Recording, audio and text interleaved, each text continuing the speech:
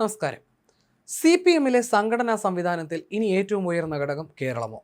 കേന്ദ്ര കമ്മിറ്റി അംഗം PK ശ്രീമതിക്ക് അസാധാരണ വിലക്ക് ഏർപ്പെടുത്തി CPM കേരള ഘടകം നടത്തിയ നീക്കമാണ് ദേശീയ നേതൃത്വത്തിന്റെ പ്രസക്തി കുറയ്ക്കുന്നത്. കേന്ദ്ര കമ്മിറ്റി അംഗം എന്ന നിലയിൽ കേരളത്തിലെ നേതൃയോഗങ്ങളിൽ പങ്കെടുക്കാനോ സംഘടനാ ചുമതല ഏറ്റെടുക്കാനോ കഴിയില്ലെന്നാണ് നിർദ്ദേശം. സംസ്ഥാന സെക്രട്ടേറിയറ്റ് യോഗത്തിൽ മുഖ്യമന്ത്രി പിണറായി വിജയനാണ് ഇക്കാര്യം അറിയിച്ചത്. ഇത് അസാധാരണമാണ്.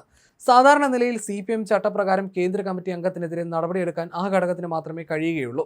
കേന്ദ്ര കമ്മിറ്റി അംഗത്തിനെതിരെ സംസ്ഥാന നേതൃത്വത്തിന് നടപടിയെടുക്കാൻ കഴിയില്ല. പിണറായിസം ഇതും അട്ടിമറിക്കുകയാണ്. AKG സെന്ററിന്റെ ഉദ്ഘാടനത്തിൽ പാർട്ടിയുടെ ദേശീയ ജനറൽ സെക്രട്ടറി MA ബേബിയെ പിൻനിരയിലേക്ക് ഒതുക്കി നിർത്തിയ പിണറായി മറ്റൊരു തീരുമാനവും സ്വന്തം നിലയിലെടുക്കുകയാണ്. പിണറായിയെ വെല്ലുവിളിക്കാനുള്ള കരുത്ത് PK ശ്രീമതിക്കില്ല. അതുകൊണ്ട് തന്നെ പിണറായി പറയുന്നതേ നടക്കൂ. CPM കേന്ദ്ര കമ്മിറ്റിയിലേക്ക് മന്ത്രി മുഹമ്മദ് റിയാസിനെ ഉൾപ്പെടുത്താൻ പിണറായി ആഗ്രഹിച്ചിരുന്നു. പ്രായപരിധിയിൽ തട്ടി PK ശ്രീമതി കേന്ദ്ര കമ്മിറ്റിക്ക് പുറത്താകുമെന്ന് ഏവരും കരുതി. എന്നാൽ ജനാധിപത്യ മഹിളാ അസോസിയേഷന്റെ പ്രസിഡന്റ് എന്ന നിലയിൽ ശ്രീമതിക്ക് ഇളവ് കിട്ടി. ഇതോടെ കേരളത്തിൽ നിന്ന് കേന്ദ്ര കമ്മിറ്റിയിലേക്കുള്ള ഒഴിവുകൾ കുറഞ്ഞു. മുഹമ്മദ് റിയാസിനെ കേന്ദ്ര കമ്മിറ്റിയിൽ എടുക്കുന്നതിന് എതിർത്തവരുടെ പിന്തുണയിൽ ശ്രീമതി കേന്ദ്ര കമ്മിറ്റിയിൽ പദവി നിലനിർത്തി.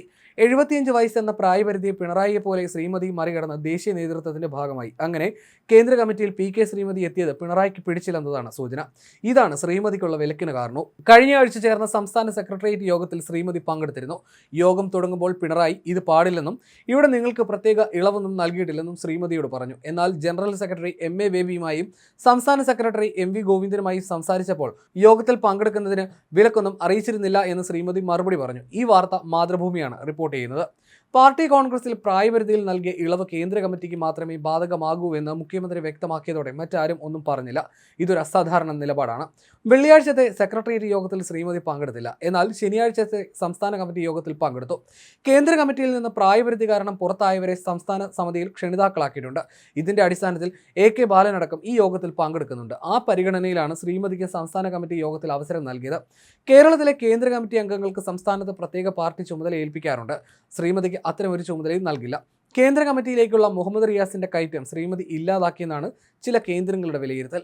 പ്രായപരിധി കർശനമാക്കിയതിനാൽ കൊല്ലത്ത് നടന്ന സംസ്ഥാന സമ്മേളനത്തിൽ PK ശ്രീമതി, AK ബാലൻ, ആനാവൂർ നാഗപ്പൻ എന്നിവരെ സംസ്ഥാന കമ്മിറ്റിയിൽ നിന്നും സെക്രട്ടേറിയറ്റിൽ നിന്നും ഒഴിവാക്കിയിരുന്നു. പക്ഷേ പാർട്ടി കോൺഗ്രസ് PK ശ്രീമതിക്ക് ഇളവ് നൽകി കേന്ദ്ര കമ്മിറ്റിയിൽ നിലനിർത്തി.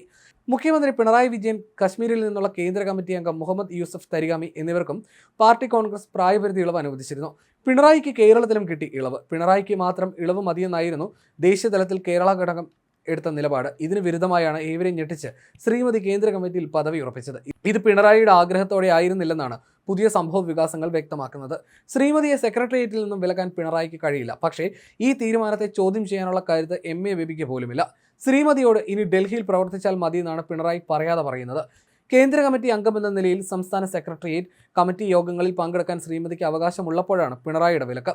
കേരളത്തിൽ നിന്ന് പുതുതായി 3 പേരാണ് മധുര പാർട്ടി കോൺഗ്രസിൽ CPM കേന്ദ്ര കമ്മിറ്റിയിൽ എത്തിയിരുന്നത്. LDF കൺവീനർ കൂടിയായ TP രാമകൃഷ്ണൻ, പുത്തലത്ത് ദിനേശൻ, K സലീഹ എന്നിവരാണ് കേന്ദ്ര കമ്മിറ്റിയിലെത്തിയ 3 മലയാളികൾ. പുതിയ കേന്ദ്ര കമ്മിറ്റി പാനൽ CCയിൽ വെച്ചപ്പോൾ UP മഹാരാഷ്ട്ര ഘടകത്തിന്റെ എതിർപ്പിനെ തുടർന്ന് മത്സരത്തിനൊടുവിലാണ് പാനൽ അംഗീകരിച്ചത്. എതിർത്ത് മത്സരിച്ച DL കാരാട്ട് പരാജയപ്പെട്ടെങ്കിലും അദ്ദേഹത്തിന് 31 വോട്ടുകൾ ലഭിച്ചു. ജോൺ ബ്രിട്ടാസ് MP അടക്കം 4 പേരെ കേന്ദ്ര കമ്മിറ്റിയിൽ പ്രത്യേക ക്ഷണിതാക്കളായി ഉൾപ്പെടുത്തി. PBയിൽ 50% പുതുമുഖങ്ങൾക്ക് ഇടം നൽകിയപ്പോൾ കേന്ദ്ര കമ്മിറ്റിയിലും അതേ അഴിച്ചുപണി നടന്നു. 84 അംഗ കമ്മിറ്റിയിൽ 3-1 പുതുമുഖങ്ങളെത്തി. പുതിയ കമ്മിറ്റിയിൽ 30 പേരെയാണ് പുതുതായി ഉൾപ്പെടുത്തിയത്. മഹിളാ അസോസിയേഷൻ ദേശീയ പ്രസിഡന്റ് എന്നത് പരിഗണിച്ചാണ് PK ശ്രീമതിക്ക് ഇളവ് നൽകിയത്. കൃത്യമായ പദ്ധതിയുമായാണ് പിണറായി മധുരയിലെ പാർട്ടി കോൺഗ്രസിലെത്തിയത്. അതിലൊന്ന് മരുമകനായ മുഹമ്മദ് റിയാസിനെ കേന്ദ്ര കമ്മിറ്റിയിൽ എത്തിക്കുക എന്നതായിരുന്നു. കേരളത്തിന്റെ ഭാവി മുഖ്യമന്ത്രിയായി റിയാസിനെ ഉയർത്തിക്കാട്ടാനായിരുന്നു ഇത്. ശ്രീമതിയുടെ ഒഴിവിൽ റിയാസിനെ CCയിൽ കയറ്റാനാണ് ലക്ഷ്യമിട്ടത്. എന്നാൽ ശ്രീമതിക്ക് ഇളവ് കിട്ടിയപ്പോൾ എല്ലാം തകിടം മറിഞ്ഞു എന്നതാണ് സൂചന.